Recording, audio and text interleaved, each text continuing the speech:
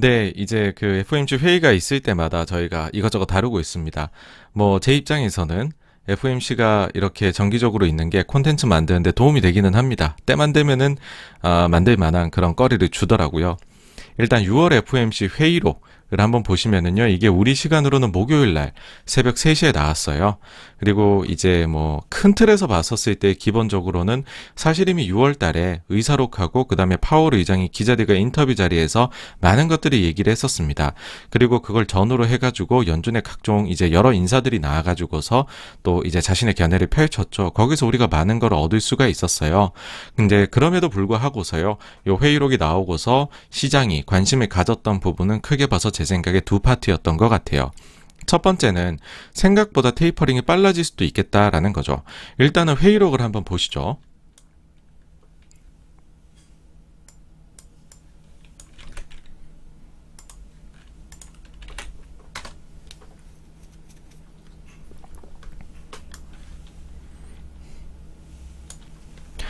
여기 이제 저희가 회의록을 보시면은요, 회의록에서 뭐, 요게 뭐, 14페이지가 됩니다. 그래서 다 읽어보셔도 되기는 하지만, 이제 제일 좀 집중해가지고 보셔야 되는 부분은 뭐, 지난번에도 한번 말씀을 드리긴 했지만은, 요거예요, 요거 이제.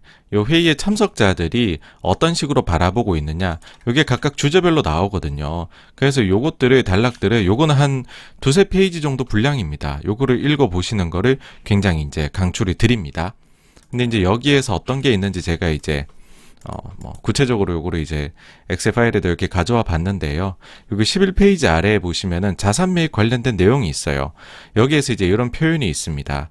이제 다양한 참여자들이 얘기를 했는데 뭐라고 했냐 하면은 이전의 미팅들에서 본인들이 예상했던 것들보다도 조금 빨리, 조금 이른 시기에 이제 그 자산 매입의 규모를 이제 줄이는 것을 시작하는 그 조건이라고 해야 될까요? 요건? 그 요건을 갖추게 될 것으로 예상이 된다는 거죠. 그러니까 여기에서 이제 두 가지입니다. 하나는 various participants는 이제 다양한 참여자들이라는 건데 연준 내에서도 비둘기가 있고 매가 있을 거잖아요. 근데 그런 성향을 가리지 않고 다양한 양쪽에 뭐 다양한 의견을 가진 사람들이 어떻게 보면 공통으로 이런 얘기를 했다는 게 되는 거고요. 그 다음에 가장 이제 논란이 될 수 있는 부분이 이제 예상보다 빨리 테이퍼링에 대해 가지고서 사실 테이퍼링이란 단어를 여러분 전혀 쓰지는 않습니다. 그러니까 여기도 보시면은 이제 그 자산 매입 규모를 이제 줄이는 것 이런 식으로 표현을 하죠. 예. 하여튼 뭐 이제 테이퍼링에 대해서 좀 빠를 수 있는 거 아니냐? 그쵸? 좀 빨라진다는 거네? 그럼 이거 좀 매파적인 거 아니냐? 뭐 가령 유동성을 거두어 드리는 거 아니야? 더 빨리? 그러면 도망쳐야 되는 거네. 그러면서 구체적으로 시기를 잡아보게 되면은 사람들이 FOMC가 앞으로 언제 있지 해보니까는 이거 빠르면 9월이나 11월에도 할 수 있는 거 아니냐라고 하면서 위기감을 조성하시는 분들이 아주 일부 계시더라고요. 근데 이거는 이제 명확히 얘기를 드릴 수가 있어요. 이건 아닙니다. 이거를 해석을 하실 때 그렇게 해석을 하시면 안 되고, 그거는 왜 그랬냐 하면은 정말로 이렇게 이른 시기면은 요거는 이제 7월, 9월, 11월 이제 향후 두 번째 회의, 향후 세 번째 회의거든요. 이 정도로 가까이 닥치게 되면은 다가오는 회의들이라는 식의 표현을 썼을 겁니다. 과거에는 그랬거든요. 근데 이거는 이제 그 예전에 비해 시기가 그냥 좀 앞당겨진 것 같다라고 쓴 거잖아요. 그러니까 이거는 이제 표현이 완전히 다르다는 거죠. 그래서 요 가능성은 접어두시기를 저는 의견을 드리고요. 근데 이제 그렇다면은 여기에서 우리가 구체적인 실행 시기를 과연 발견해낼 수 있느냐라는 거는 이제 근본적인 의문이 남죠. 거기에 대해 가지고서 그러면은 예전 미팅들에 비해서 빨라졌다는 거잖아요. 그럼 우리가 예전 미팅들에서 어떻게 예상했는지를 알아야 되는 건데 사실은요, 그 전에 예전의 미팅들에서 시기를 특정한 적이 없었습니다. 그렇기 때문에 이렇게 적어가지고서는 저희가 알 수가 좀 없다. 근데 어쨌든 기존의 연준 위원들 여러 인사들이 나와서 했던 말들, 파월 의장이나 이런 것들을 종합을 해봤었을 때에는 좀 빨라졌다라고 하면은 아마 이게 한 연말 12월 아니면은 내년 초 1월 정도로 해석을 하는 것이 맞지 않겠느냐라는 것이 생각이고요. 만약에 요 시기를 지금 요 표현으로 가름해서 한 것이다 라고 한다면은 현재 시장에 형성되어 있는 테이퍼링에 대한 컨센서스하고 동일한 것이다 라고 말씀을 드릴 수가 있습니다. 그래서 별로 걱정하실 부분은 이건 아닌 것 같고요. 그러니까 뭐 특이한 그런 멘트는 아니었던 것 같고요. 두 번째로는 인플레에 대한 우려가 생각보다 높았다는 거죠. 이게 10페이지 우측 하단에 보시면 리스크 관련해서 언급한 부분이 나옵니다. 여기에서 뭐라고 했냐 하면은 다수의 참여자들이 그 인플레이션 예상치, 예측치가 위로 올라갈 수 있는 위험을 가지고 있다는 거죠. 예. 그러니까는 뭐 이제 그 이유로는 그 공급망에 문제가 생긴 거, 그 다음에 너무 잘 아시는 이유들이에요. 지금 인력이 지금 부족한 것들, 뭐 이런 것들에 대한 얘기입니다. 그래서 여기서는 이제 그 핵심적으로 짚고 넘어가셔야 될 부분이 요거죠. 다수의 참여자들이라는 거죠. 이거는 사실상 거의 전부다라고 받아들이시면 될 것 같고요. 그 다음에는 인플레이션 전망이 위로 향할 위험이 있다. 요 멘트가 중요한 거죠. 여기서 기억이 또 나실 겁니다. 뭐냐 하면 이제 향후 경제 전망을 3, 6, 9, 12월엔 자료를 발표를 하잖아요. 점도표하고 같이. 그때 보시면 이미 이게 좀 많이 올라갔었어요. 뭐냐면 지난 3월 달에는요. 이제 PC 인플레이션 기준으로 봤었을 때 12월의 경우에는 2021년도에 1.8% 오를 거야 했던 거를 3월에 이거를 아니야. 난 0.6을 더 올릴래 해서 2.4라고 얘기를 했었거든요. 근데 그 뒤에 6월달 불과 3개월 뒤 회의에서는 2.4도 부족하더라. 나는 1% 더 올려서 3.4로 볼래. 자, 여러분, 지난 6개월 동안에요. 1.8에서 3.4까지 인플레 전망을 올렸어요. 크게 올렸잖아요. 그리고 우리가 인플레가 좀 올라가는 거는 감당 가능해. 우리는 평균 물가제 도입했어. 이런 얘기를 해가지고 큰 소리를 뻥뻥 쳐놨단 말이에요. 근데 3.4만 오니까 3.4까지 해놓고 이렇게 큰 소리도 쳐놨는데, 인플레가 좀 예상치가 우리가 지금 생각한 것보다 위험이 있는 것 같은데, 이런 얘기를 넣어놨다는 것 자체가 약간은 꼬리를 내리는 모습처럼 보일 수 있다는 거죠. 뭐냐 하면은, 이거죠, 이제. 물가가 좀 가파르게 오르네? 이거는 위험한데? 이런 식의 모습으로 보일 수 있다는 거죠. 특히나 연준에 대해서 안 좋은 시각을 가지신 투자자들이 계세요. 그런 분들이 보셨을 때에는, 그러니까 연준 위원들이 그다지 믿지 않는 사람들 입장에서 봤었을 때에는 이런 것들은 사실 좀 충분히 조롱거리가 될 수도 있는 요소다라고 말씀을 드릴 수가 있습니다. 근데 결국은 우리가 인플레에 대해서 이게 일시적인지 구조적인지가 중요한 거잖아요. 근데 이 인플레에 대한 우려는 다음 주에 발표될 CPI에서 누그러질 가능성이 있다라고 저는 생각을 합니다. 지난 4, 5월 수치를 보시면은 일회성 요인이 크게 나왔었어요. 그 주인공은 아마 기억을 하시겠지만 중고차 가격입니다. 그러니까는 이제 그 중고차 가격을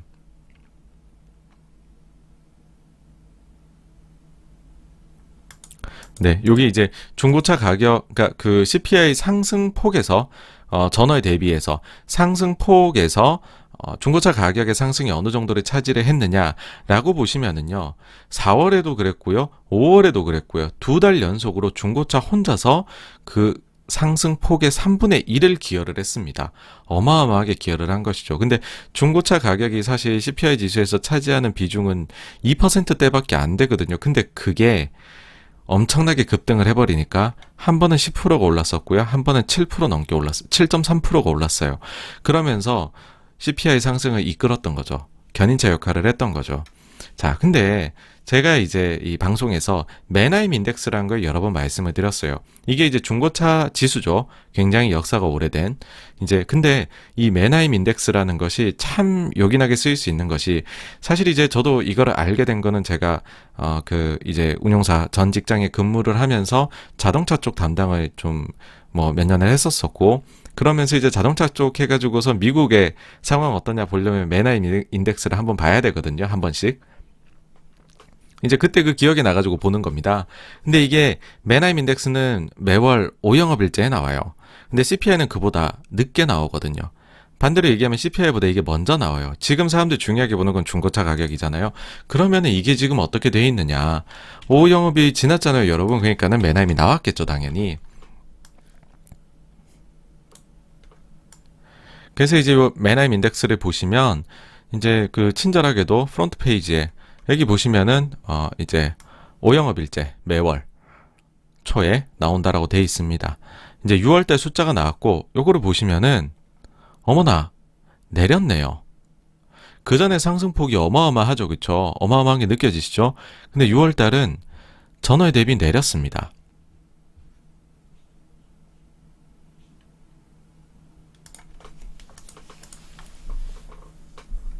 자, 여러분, 지난달, 지지난달에 각각 7.3%, 10% 상승했던 중고차 가격이 이제는 진정 국면 혹은 하락세로 접어든다라고 생각을 하면은 제가 볼 땐 이렇습니다. 미국의 인플레 우려에 대한 거, 이거 근본적인 것 자체에 대해서 저는 좀 누그러들 수 있지 않을까라고 생각을 해요. 왜냐하면 중고차 지수가 병목 현상을 나타내는 대표적인 사례였었거든요. 근데 이 대표적인 사례가 안정화가 되기 시작을 한다? 그러면 지금 우리가 볼 때 수많은 사람들이 걱정하는 그런 이제 병목 현상에 대한 부분, 이게 이제 정상으로 돌아오는 좀 이제 시작점이 되겠구나. 아직 뭐 완전히 빠른 속도로 돌아오진 않겠지만 그런 상징성이 좀 크지 않을까라고 생각을 합니다. 그래서 다음 주에 있을 화요일인가요? 그 CPI 발표는 좀 흥미로울 것이다라고 생각을 합니다. 그리고는 요번에 회의록의 소소한 부분들 다뤄보면은요. 첫째는 고용시장에 대한 부분입니다. 사실 이제 4월, 5월 월간 고용이 나왔을 때 시장은 실망을 했죠. 막 4월엔 100만 이상 증가를 얘기했는데 뭐 터무니없이 낮은 숫자가 나오고 뭐 그랬었습니다. 그래서 시장은 별로라고 생각을 했었죠. 요 부분이 회의록에 담겨있지 않은 내용이에요. 네, 그냥 제가 넣은 거고, 그러니까 시장은 별로라고 생각했던 4월, 5월의 월간 고용 숫자, 요게 평균 40만 증가거든요. 여기에 대해서요, 연준의 위원들은 대체로 만족하는 모습을 보였다라는 겁니다. 그러니까 이거는 이렇게 해석할 수 있습니다. 사실요, 나중에 궁극적으로 봐서는 이게 좀 매파적으로 보일 수가 있어요. 왜냐하면 워낙 연준이 지금 고용을 강조하거든요. 그러면 100만 명씩 빵빵 나와야 된단 말이에요. 마치 그래야지 긴축을 할 것처럼 얘기를 했다는 거예요. 근데 40만만 평균적으로 나와도 만족한다는 태도, 그러면은 우리가 생각하는 것보다 고용이 그렇게 많이 안 늘어도 긴축에 들어갈 수 있다라는 게 살짝 내포되어 있는 거죠. 다음으로 자산 매입 변화에 대한 기준을 좀 더 구체적으로 얘기를 한 겁니다. 네, 이제 여기에서 뭐라 했냐면 작년 12월에 자산 매입 관련 기준을 마련했다. 그러니까 요거를 말로는 이런 식으로 얘기를 했어요. 우리가 자산 매입 관련해서 변동을 할 때 기준이 있는데 그거는 바로 이제 그 상당한 추가 진전이 있을 때 우리는 자산 매입 바꿀 거야 라는 거를 이제 말로는 했었지만 그 부분이 우리의 스탠다드라는 거를 이제 명시적으로 언제부터 했다, 이런 것들은 이제 요번 회의록에서 드러났던 것 같아요. 그래서 12월에 얘기했다고 하니까 12월 회의록 봐야 되겠죠. 그래서 12월 회의록을 이렇게 보시면은요, 이제 요 핵심은 요 빨간색 부분입니다. 그러니까는 이제 상당한 추가 진전이라는 것이 그럼 무엇이냐, 여기에 대해 가지고서 우리가 정의를 내려야 될 텐데, 그 정의라는 거는 사실 매우 광범위하고요, 매우 질적이고, 그리고 특정한 뭐 숫자나 그다음 트레이쇼홀드 이런 게 아니다라는 거죠. 예. 그러니까는 달리 말하면은 이게 양적인 뭔가 기준이 특별히 있는 것은 아니고 본인들이 판단을 했었을 때 질적으로 어떠한 기준을 충족하면 된다라는 것이 상당한 추가 진전이라는 겁니다. 네. 달리 말하면, 뭐 어떻게 보면 나쁘게 말하면 상당한 추가 진전은 사실 연준 위원들 마음속에 있는 거다라고 여러분들이 이제 요거를 결론을 내릴 수도 있는 거죠. 그래서 조금은 하여튼 과거 대비해 가지고서는 불분명한 얘기를 하고 있습니다. 지금 향후 테이퍼링, 그 넘어서는 긴축으로 나중에 뭐 가게 되겠죠. 그러니까는 테이퍼링하고 더 이상 재투자를 금지를 하고 금리를 언제 올릴 것이며 이런 것들이 다 과정을 결국은 거칠 거란 말이에요. 경기가 계속 좋아짐에 따라서. 근데 거기에 대해서 지금 우리가 믿고 가야 될 게 어떠한 기준인지 불명확한 누군가의 마음속에 존재하는 것 같은 상당한 추가 진전을 보고 가야 된다는 겁니다.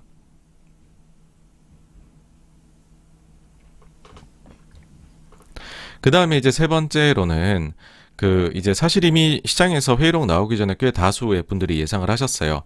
요번에 이제 테이퍼링 할 때에는 모기지 쪽, MBS부터 더 줄이는 것, 여기에 대해 가지고서 좀 아이디어가 나오지 않겠느냐, 연준 요번 회의에서 했는데 실제로 여기에 대한 좀 논의가 좀 활발하게 있었음이 적혀 있습니다.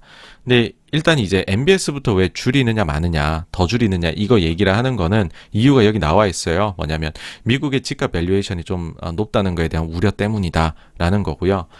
이제 그러면은 이제 요거는 이제 MBS부터 줄이는 거에 대한 찬성론자고, 반대론자는 뭐 이제 이게 실효성이 그렇게 있겠느냐, 뭐 그런 얘기들이 적혀 있습니다. 그래서 양쪽 의견이 팽팽하다는 게 느껴집니다. 회의록을 보면.